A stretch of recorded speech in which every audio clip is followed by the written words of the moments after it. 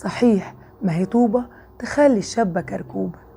سمعت المثل ده قبل كده؟ يا ترى تعرف ايه المقصود بطوبة؟ وهل يا ترى تعرف ان المصريين دونا عن العالم كله عندهم تقويم تاني غير التقويم الميلادي المعروف، وغير كمان التقويم الهجري او التقويم العربي؟ تعالوا بقى معايا احكي لكم حكاية الامثال المرتبطة بشهور السنة القبطية. مش بس كده، هقولك اصل اسم كل شهر جه منين. وزي ما اتعودتوا معايا، علشان تسمع وتعرف الحكاية من البداية، يبقى يلا بسرعة تعالى وركز معايا.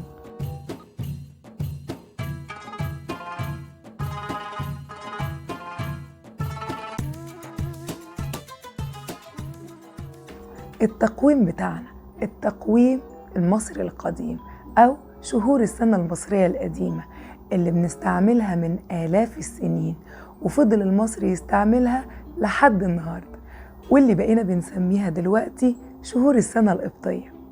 ولمعلوماتك، كلمة قبطي لا تعني مسيحي، ومعناها مصري، وتقدر ترجع للمعلومات بالتفصيل في حلقة اسم مصر الموجودة عندي هنا على القناة، واللي هسيب لك اللينك بتاعها في صندوق الوصف بتاع الحلقة دي.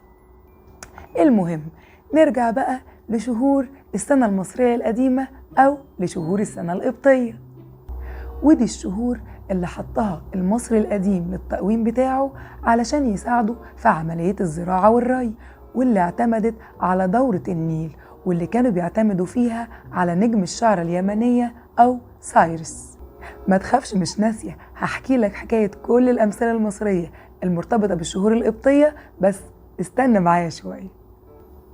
وقسم المصري القديم السنة ل3 فصول: فصل الفيضان فصل أخت، وفصل الزرع أو رمي البذور بيرت، وفصل الحصاد شمو. وكانت السنة 12 شهر، كل شهر 30 يوم، وبقى عنده مجموعة أيام اسمها أيام النسيء بيضيفها في آخر السنة. قبل بقى ما تسمع معايا حكاية الأمثال المصرية المرتبطة بالشهور القبطية وأصل تسمية كل شهر، ما تنساش تنزل دلوقتي بسرعة وتحط لايك على الفيديو. ولو عجبك الفيديو وكملته معايا للآخر، ما تنساش تعمل لايك وشير للفيديو وتسيب لي تعليق عليه. ويلا بينا نعرف الأمثال وأصل تسمية الشهور. السنة المصرية بتبدأ بشهر اسمه شهر توت، واللي بيبدأ من 11/9 لحد 10 أكتوبر. وأصل اسم توت متاخد من الإله تحوت، وهو إله الحكمة والكتابة عند المصريين القدماء. أما بقى المثل المرتبط بالشهر ده بيقول لك إيه؟ شهر توت يقول للحر موت، ده دليل على انكسار موجة الحر في الوقت ده. الشهر التاني اسمه بابا، وبيبدأ من 11 أكتوبر لحد 10 نوفمبر، وتسمية الشهر ده جت نسبة لعيد الأوبت، وهو عيد انتقال الإله أمون من معبده في الكرنك لمعبده في الأقصر. أما بقى أمثال شهر بابا فهي كتير. خد عندك يا سيدي أول مثل يقولك: بابا خش واقفل البوابة، دليل على بداية موجة البرد. ومثل تاني بيقول: إن صح زرع بابا يغلب النهابة، وإن خاب ما يجيب ولا البابة، دليل على إن زرع بابا لو نفع بيكون حصاده كتير جدا مهما اتنهب منه. أما بقى شهر هاتور، وهو الشهر الثالث من شهور السنة القبطية، وده بيبدأ من 11 نوفمبر ل9 ديسمبر. وأصل تسمية شهر هاتور منسوب للإلهة حتحور، إلهة الحب والموسيقى والعطاء عند قدماء المصريين. ويقولك عن هاتور إن هاتور أبو الدهب منطور، دليل على زراعة القمح في شهر هاتور. ومثل تاني بيقول: إن فاتك زرع هاتور اصبر على السنة لما تدور. نيجي بقى للشهر الرابع، شهر كيهاك أو كياك، وبيبدأ من 10 ديسمبر ل8 يناير. والمصري يقولك في كياك: صباحك مساك، شيل ايدك من غداك حطها في عشاك، دليل على قصر اليوم، لأن في شهر كياك بيجي أقصر نهار في السنة.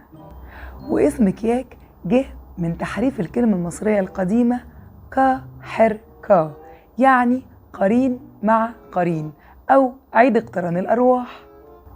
نيجي بقى لطوبة وبرد طوبة. وطوبة هو الشهر الخامس من شهور السنة القبطية، واللي بيبدأ من 9 يناير ل7 فبراير. أما بقى أشهر أمثال طوبة بيقول إن الجو في طوبة يخلي الشابة كركوبة من كتر البرد والرطوبة. أما اسم طوبة جاي من كلمة تعبت وهو عيد مصري قديم. نيجي بقى لأمشير أبو الزعابير، الشهر السادس من شهور السنة القبطية، بيبدأ من 8 فبراير ل7 مارس، ويقولك أمشير أبو الزعابير كتير ياخد العجوزة ويطير. والشهر السابع اسمه برمهات، يبدأ من 10 مارس ل8 إبريل، وفي الوقت ده بيكون وقت الحصاد، فتلاقي المصري يقولك برمهات روح الغيط وهات. وعلشان الفترة دي بتكون غالبا فترة الصوم الكبير في الكنائس القبطية المصرية، فهلاقي مثل مشهور بيقول عاش القبطي ومات ولا كلش البيض أبدا في برمهات. أما بقى الشهر الثامن فاسمه برمودا، وبيبدأ من 9 إبريل ل8 مايو، ومثل برمودا بيقولك برمودا روح ودق العمودة، كناية عن سنابل القمح. أما شهر بشمس فهو الشهر التاسع من شهور السنة القبطية، واللي بيبدأ من 9 مايو لحد 7 يونيو، واسمه متاخد من الإله المصري القديم الإله خنسو، إله القمر أو واحد من آلهة ثالوث. وأشهر أمثال بشمس الشمس في بشمس تكنس الغيط كنس، نتيجة عن بداية ظهور الشمس وقوتها في الوقت ده.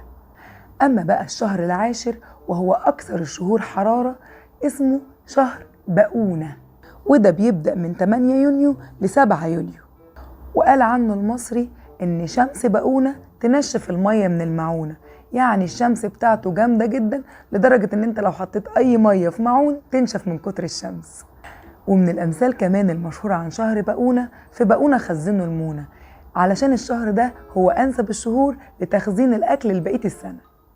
والشهر ال11 هو شهر أبيب، وبيبدأ من 8 يوليو ل9 أغسطس، وبرضه اتقال عنه أمثال كتير زي أبيب أبو اللهاليب، أو في أبيب العنب يطيب، كناية عن إن العنب في الوقت ده بيبقى أحلى طعم ليه.